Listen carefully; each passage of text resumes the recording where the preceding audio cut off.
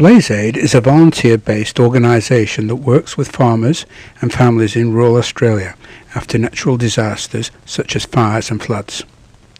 Working alongside the rural families and farmers, our volunteers help to rebuild fences that have been damaged or destroyed.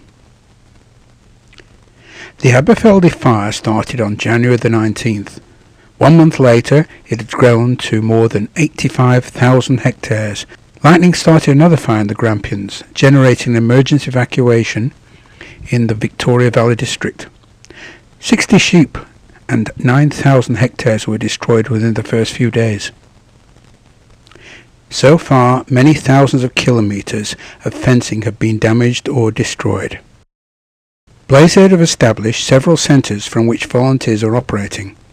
They are the retirees and the grey nomads, who recognise an opportunity to support all those farmers and country folk they have met on their travels. A typical day commences around 6:30 with a hearty breakfast served at 7. There is no shortage of food with cereals, bacon, egg, sausage and toast. The much appreciated kitchen staff don't stop there. Sandwiches, fresh fruit, soft drinks and plenty of water are packed in cooler bags for the lunches. Today there are 8 teams working at various properties. Angus, the coordinator, starts the proceedings with a joke but quickly gets down to the task for the day. All members must be signed in to ensure they are covered by insurance and place their names on the dinner list if they wish to have an evening meal. Thanks to the kitchen staff, thanks everyone in there. Thanks guys, great breakfast again, thanks for the girls. Make sure that insurance form is filled in every day, that daily insurance form, make sure that is filled in. I think every team has got sunscreen, please wear it. There's a few hats over there, grab them, take them out, and we're doing a few of the little hobby farms, but they need help too. The team leader's job is to gather the tools, first aid kit and lunches, organise the team vehicles and navigate to the properties. The farmer's responsibility is to identify the fence lines in question, but before this can start, the old fence posts, wire and fallen trees must be cleared. This is a dirty job. It is imperative that safety equipment is worn when working with tools and removing fencing wire, which can easily spring back and cause injury. A very generous West Australian gentleman phoned Blazeaid offering a $20,000 donation. This was used to buy 5 Honda Star Picket drivers. These units do the work of about 6 men using the old handheld tube drivers, with one man stepping out and placing the pickets on a line, one man holding it in place and one driving it into the ground. A steady pace is quickly established. The recent bipartisan agreement for donations to become tax deductible was a great step forward.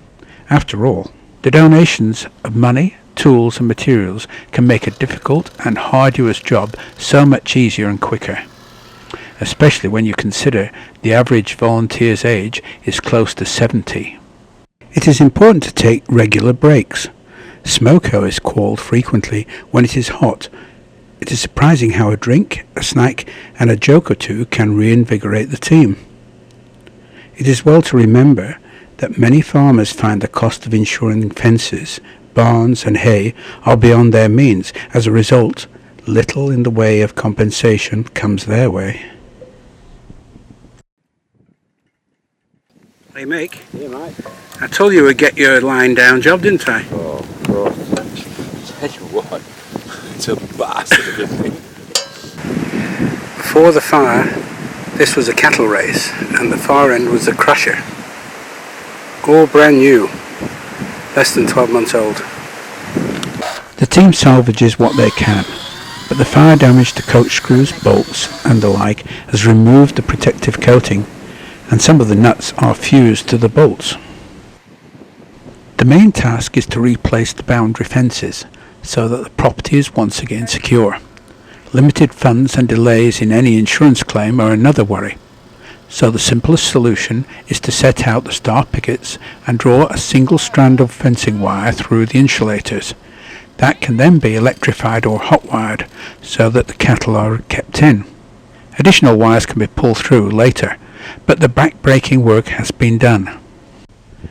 Who would choose to be a farmer? For years he's risen before dawn. Long days will leave him tired and worn. Many hard decisions leave him torn. Who would choose to be a farmer? He sows his crops. Now will they grow? The weather can be friend or foe.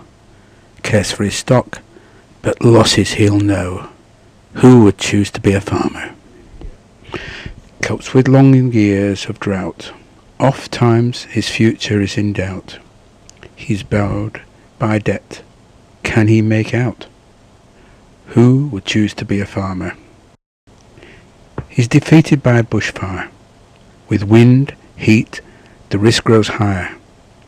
Home, shed and stock, his loss is dire.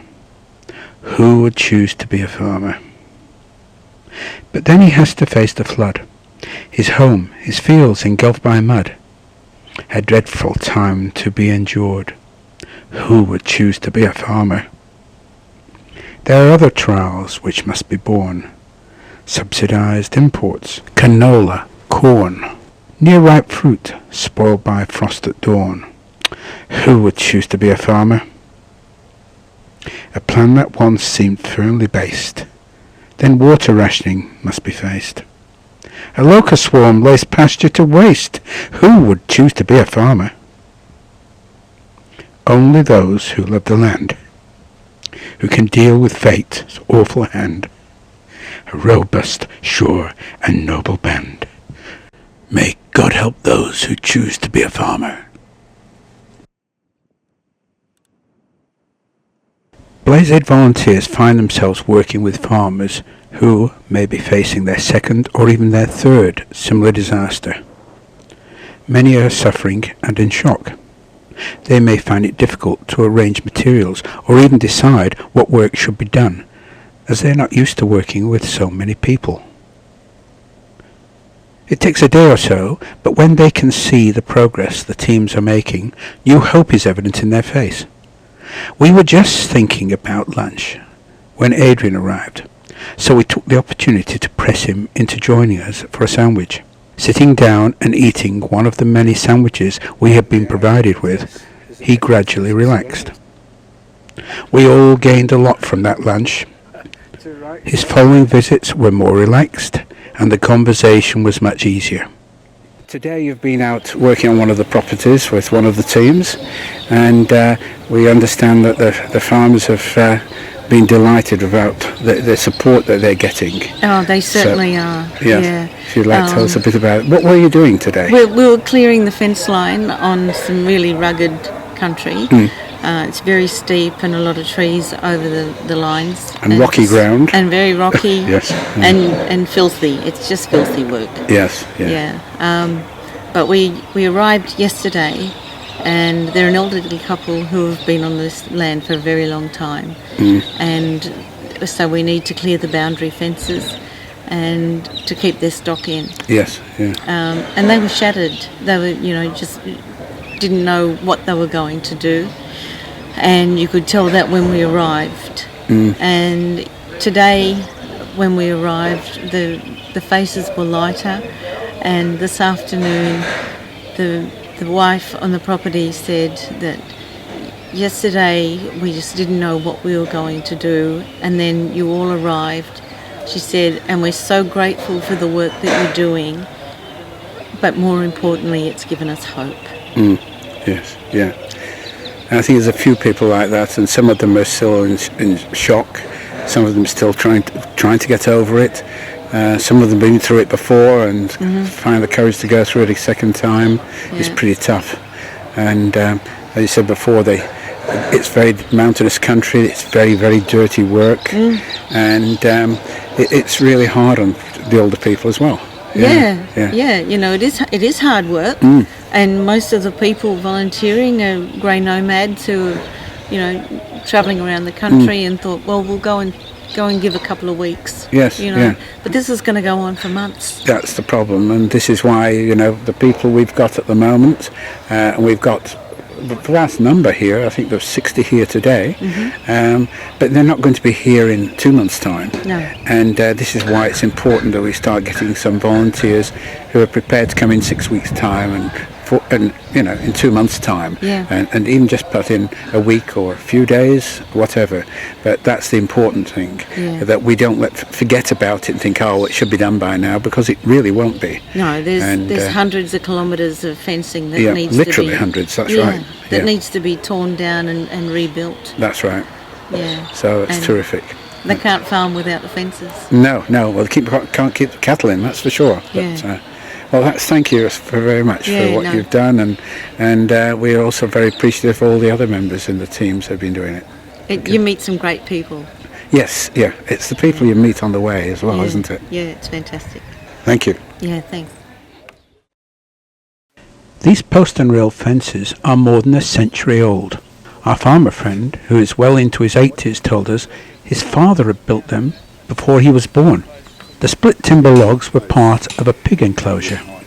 We've done some more bloody kilometres there, and I think by the end of the week we'll probably be up around 100 kilometres the way we're going.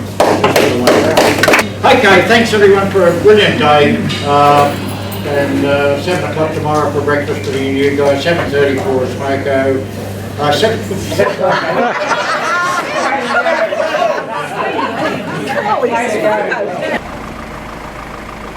This story would not be complete if we didn't acknowledge the generous support of 2 professional fencers who freely volunteered their time and the use of their equipment. Our other Peter, visiting from Tasmania, showed our team how to strain the cables and welded a strainer post for us. It is easy to forget that it is not only the countryside that has been burned.